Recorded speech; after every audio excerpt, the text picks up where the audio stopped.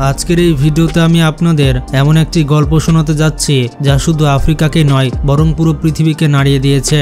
শতাব্দীর পর শতাব্দী ধরে আপনারা শুনে আসছেন যে উন্নতি কেবল সেই জাতিরাই করতে পারে যাদের হাতে ইউরোপ বা আমেরিকার মতো শক্তি আছে, যাদের কাছে আধুনিক প্রযুক্তি আছে, বিশাল সব কারখানা আছে এবং অগণিত পুঁজি আছে। কিন্তু গরিব দেশগুলো সম্পর্কে সবসময় বলা হয়েছে এরা নাকি শুধু অন্যদের মুখাপেক্ষী থাকবে, কোনোদিন নিজের পায়ে দাঁড়াতে পারবে না। কিন্তু যদি আপনাকে বলা হয় আফ্রিকার ছোট্ট একটি দেশ বুর্কিনা ফাসো এবং তার তরুণ প্রেসিডেন্ট ইব্রাহিম ট্রাওরে এই সকল ধারণা বদলে দিচ্ছেন, তবে কি আপনারা বিশ্বাস করবেন? হ্যাঁ, ঠিক তাই। সেই বুর্কিনা ফাসো যে দেশ বহু বছর ধরে দাসত্বের শৃঙ্খলে আবদ্ধ ছিল, আজ গোটা দুনিয়াকে দেখিয়ে দিচ্ছে যে উন্নতি শুধু ধনী দেশগুলো অধিকার নয়, উন্নতি সেই জাতীয় করতে পারে যাকে দুনিয়া সবসময় দুর্বল ভেবেছে। আর এই বিপ্লব এসেছে কোনো বড় অস্ত্র দিয়ে নয়, না এসেছে বিলিয়ন বিলিয়ন ডলারের প্রকল্প দিয়ে, বরং এসেছে সাধারণ কাঠের গাড়ি দিয়ে। জি বন্ধুরা, ঠিকই শুনেছেন। প্রেসিডেন্ট ট্রাওরে ঘোষণা করেছেন যে এখন বুর্কিনা ফাসোতে কাঠ দিয়ে তৈরি পাবলিক বাস বানানো হবে যাতে পুরো দেশের পরিবহন ব্যবস্থা পাল্টে ফেলা যায়। এই খবর শুনে দুনিয়া অবাক হয়ে গিয়েছে। কাঠের তৈরি বাস, এটা আবার কিভাবে সম্ভব? কিন্তু ট্রাওরের দাবি হচ্ছে এসব বাস এক বিশাল নকশা অনুযায়ী তৈরি হচ্ছে। মজবুত কাঠের বড় বড় গুড়ি কেটে আধুনিক প্রযুক্তি দিয়ে এমনভাবে জোড়া দেওয়া হবে যাতে সেগুলো সাধারণ স্টিলের কাঠামোর মতো শক্তিশালী হয়। শুধু তাই নয়, এগুলো আরো হালকা হবে এবং পরিবেশ বান্ধব হবে। এই বাসগুলোর গায়ে একটি সুরক্ষামূলক স্তর দেওয়া হবে যা আগুন ও পানি দুইটার হাত থেকে রক্ষা করবে, যার ফলে বৃষ্টি কিংবা রোদে কাঠ নষ্ট হবে না। মেঝেতে ব্যবহার হবে শক্ত কাঠ আর ভেতরের অংশ বানানো হবে নরম ও সুন্দর কাঠ দিয়ে, যাতে যাত্রীরা আরামে বসতে পারেন। এই বাসগুলোর নকশা ইউরোপ বা এশিয়ার আধুনিক বাসের মতো হবে না, কারণ এর উদ্দেশ্য শুধু যাতায়াত নয় বরং একটি নতুন ভাবনা বিশ্বকে জানানো। ভেতরে বসানো হবে আধুনিক সিট, প্রতিটি সিটে থাকবে হাত রাখার ব্যবস্থা, ছাদে থাকবে ফ্যান এবং কিছু মডেলে সৌর বিদ্যুৎ চালিত এয়ার কুলিং সিস্টেমও থাকবে, ফলে গরমের দিনে যাত্রীরা স্বস্তিতে ভ্রমণ করতে পারবেন। এই বাসগুলো সাধারণ গাড়ির চেয়ে অনেক বড় হবে এবং একসাথে 40 থেকে 50 জন যাত্রী বহন করতে পারবে।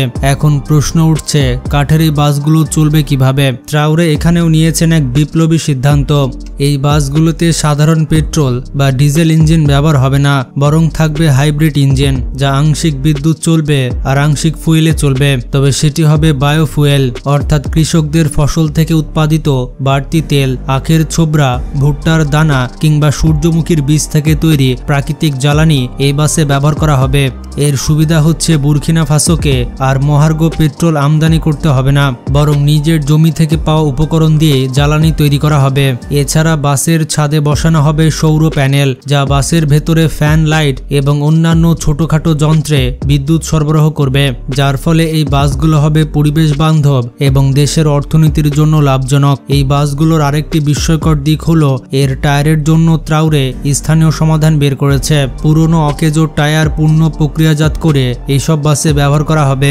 এতে বর্জ্য কমবে, খরচও বাঁচবে আর এগুলো হবে আরো শক্তিশালী, বিশেষ করে আফ্রিকার কাঁচা ও পাথুরে সড়কের জন্য উপযোগী। বন্ধুরা, যখন এসব বাস রাস্তায় নামবে তখন বুর্কিনা ফাসোর সাধারণ মানুষের জন্য এটি হবে এক বড় বিপ্লব। আগে মানুষ ভাঙাচোরা বাস আর পুরনো ট্রাকে চেপে যাতায়াত করত, যেগুলো প্রায় মাঝপথে নষ্ট হয়ে যেত। সেগুলোতে না ছিল আরামদায়ক সিট, না ছিল মজবুত ছাদ, না সেগুলোতে লাগানো ছিল ভালো জানালা। কিন্তু এখন কাঠের তৈরি এই নতুন বাসগুলো রাস্তায় চললে সাধারণ কৃষক, শ্রমিক, ছাত্রছাত্রী কিংবা মায়েরা সবাই সহজে ও সম্মানের সাথে ভ্রমণ করতে পারবে। একটু কল্পনা করুন, এক দরিদ্র গ্রামের মা যিনি প্রতিদিন বাচ্চাদের নিয়ে ঘন্টার পর ঘন্টা হেঁটে পথ চলতেন, তিনি এখন কাঠের বাসে বসে আরামে শহরে যেতে পারবেন। একজন ছাত্র যাকে আগে পুরনো ট্রাকের ভিড়ের মধ্যে দাঁড়িয়ে দাঁড়িয়ে স্কুলে যেতে হতো, এখন সে একটি পরিষ্কার পরিচ্ছন্ন বাসে আরামদায়ক সিটে বসেই পড়তে পড়তে স্কুলে পৌঁছাতে পারবে। একজন কৃষক যে তার ফসল বাজারে নিতে গরুর গাড়ি ব্যবহার করত, এখন সে কাঠের বাসে করে তার থলে ব্যাগ নিয়ে সহজে বাজারে যেতে পারবে। এইসব বাসের প্রভাব শুধু পরিবহনে সীমাবদ্ধ থাকবে না, বরং দেশের অর্থনীতিতেও ইতিবাচক পরিবর্তন আনবে। যখন স্থানীয় কাঠ ব্যবহার করা হবে তখন কাঠের কারিগররা নতুন করে কাজের সুযোগ পাবেন। যখন হাইব্রিড ইঞ্জিন লাগানো হবে তখন কৃষকরাও তাদের ফসল থেকে বাড়তি আয় করতে পারবে, কারণ তাদের উৎপাদিত শস্য থেকে জ্বালানি প্রস্তুত হবে। যখন পুরনো টায়ার পূর্ণ ব্যবহার করা হবে তখন দেশের বর্জ্য কমবে এবং যুবকরা নতুন কর্মসংস্থানের সুযোগ পাবে। অর্থাৎ এই এক একটি বাস শুধু পরিবহনের সমাধান নয়, বরং কর্মসংস্থান, অর্থনীতি, পরিবেশ এবং সাধারণ মানুষের সুবিধা সবকিছুর সমাধান বয়ে আনবে। এখন হয়তো আপনারা ভাবছেন এই বাসগুলো দেশের পরিবহন ব্যবস্থাকে কিভাবে পাল্টে দেবে। এর উত্তর হলো বুর্কিনা ফাসোর বড় বড় শহরে এই বাসের জন্য বিশেষ রুট তৈরি করা হচ্ছে। রাজধানী ওগাদুদু থেকে শুরু করে গ্রাম পর্যন্ত এই বাসগুলো চালু হবে যাতে প্রতিটি সাধারণ মানুষ এর সুবিধা নিতে পারে। যারা আগে শহরে পৌঁছাতে ঘন্টার পর ঘন্টা হেঁটে যেত তারা এখন আধা ঘন্টার মধ্যে বাসে চড়ে গন্তব্যে পৌঁছে যাবে। এতে সময় বাঁচবে, শ্রম বাঁচবে এবং সবচেয়ে বড় কথা, মানুষের মনে আস্থা জন্মাবে যে তাদের দেশ তাদের জন্য কিছু তৈরি করছে।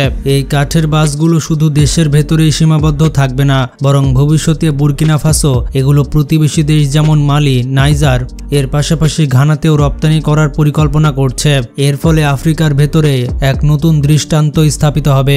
বিশ্বের কাছে এটাই হবে বার্তা যে আফ্রিকা আর কারো মুখাপেক্ষী নয়, বরং নিজস্ব প্রযুক্তি তৈরি করছে।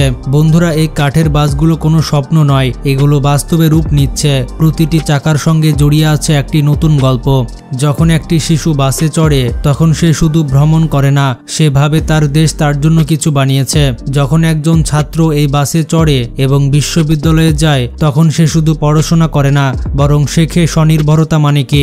যখন এক মা তার সন্তানকে হাসপাতালে নিয়ে যায় তখন সে শুধু চিকিৎসার জন্য যায় না, বরং মনে গর্ব নিয়ে যায় যে তার দেশ তার জন্য সহজ পথ তৈরি করেছে। এই কারণে প্রেসিডেন্ট ইব্রাহিম ট্রাউরে বারবার বলেন এই কাঠের বাসগুলো কেবল কাঠের কাঠামো নয়, এগুলো হলো স্বাধীনতার চাকা। এগুলো শতাব্দীর দাসত্ব পেছনে ফেলে নতুন ইতিহাস লিখছে। এই বাসের মাধ্যমে বুর্কিনা ফাসো শুধু একটি দেশই নয়, বরং পুরো আফ্রিকার জন্য হয়ে উঠেছে এক অনন্য দৃষ্টান্ত। এই বাসগুলো একটাই বার্তা দিচ্ছে, উন্নতির জন্য লোহা আর স্টিল নয়, বরং দরকার অদম্য ইচ্ছাশক্তি, আত্মসম্মান আর ঐক্য। বন্ধুরা, এই কাঠের বাসগুলো আসন্ন সময়ে বুর্কিনা ফাসোর পরিচয় হয়ে উঠবে। পৃথিবীর নানা প্রান্ত থেকে পর্যটকরা এগুলো দেখতে আসবে, মিডিয়া এগুলো নিয়ে রিপোর্ট করবে এবং সবাই একটাই কথা বলবে, এটাই সেই জাতি যারা কাঠের টুকরো দিয়ে বিপ্লব ঘটিয়েছে। কিন্তু ইব্রাহিম ট্রাউরে শুধু কাঠের বাস নিয়েই থেমে থাকেননি, তিনি আরেকটি বিপ্লবী পরিকল্পনা ঘোষণা দিয়েছেন। তার মতে যদি কাঠ দিয়ে পাবলিক বাস বানানো সম্ভব হয় তবে কেন সেই কাঠ ব্যবহার করে ছোট ছোট মালবাহী ভ্যান আর মিনি ট্রাক তৈরি করা যাবে না, যাতে কৃষকরা তাদের ফসল এবং ব্যবসায়ীরা তাদের মালামাল সহজেই এক জায়গা থেকে অন্য জায়গায় নিয়ে যেতে পারে। এইসব ভ্যানের নকশা এমন হবে যে একবারে 2 থেকে 3 টন পর্যন্ত মাল বহন করতে পারবে এবং এগুলো বিশেষভাবে গ্রামের কাঁচা রাস্তায় চলার উপযোগী করে বানানো হবে। এদের ইঞ্জিনও বাসের মতো হাইব্রিড হবে, অর্থাৎ বিদ্যুৎ এবং বায়োফুয়েল দুটোতেই চলবে। এর বড় সুবিধা হবে কৃষককে আর তার ফসল বাজারে নিতে অন্য দেশের ট্রাক বা পুরনো গাড়ির ওপরে নির্ভর করতে হবে না। সে নিজের কাঠের ভ্যান ব্যবহার করবে যা হবে সস্তা, টেকসই আর পরিবেশ বান্ধব। এইসব ভ্যানের কারণে বুর্কিনা ফাসোর কৃষি অর্থনীতিতে নতুন প্রাণ সঞ্চার করবে, কারণ যখন পণ্য দ্রুত ও কম খরচে বাজারে পৌঁছাবে তখন কৃষকের মুনাফাও বাড়বে। এভাবে ট্রাউরের পরিকল্পনা শুধু জনপরিবহনকেই নয়, বরং বাণিজ্যিক পরিবহনকেও স্বাধীন করে দিবে এবং পুরো দেশে স্বনির্ভরতার নতুন ধারা বয়ে আনবে। বন্ধুরা, এই কাঠের বাস আর মিনি ট্রাকগুলো কেবল কোনো আবিষ্কার নয়, বরং এক ভাবনার জয়। সেই ভাবনা যা দাসত্বকে প্রত্যাখ্যান করে স্বাধীনতাকে আলিঙ্গন করে। এই প্রকল্পগুলো আমাদেরকে শেখায়, যদি সংকল্প দৃঢ় হয় তবে দুনিয়ার কোনো শক্তি উন্নতির পথ আটকে রাখতে পারে না। তো আপনারা এই বিপ্লবী পদক্ষেপ সম্পর্কে কি ভাবছেন? আপনার কি মনে হয় বুর্কিনা ফাসোর এই কাঠের বাসগুলো সত্যি পুরো আফ্রিকার জন্য আশা প্রদীপ হয়ে উঠতে পারে? আপনার মতামত কমেন্টসে জানান আর ভিডিওটি বেশি বেশি শেয়ার করে সবাইকে জানিয়ে দিন। ভালো থাকবেন, টেক কেয়ার।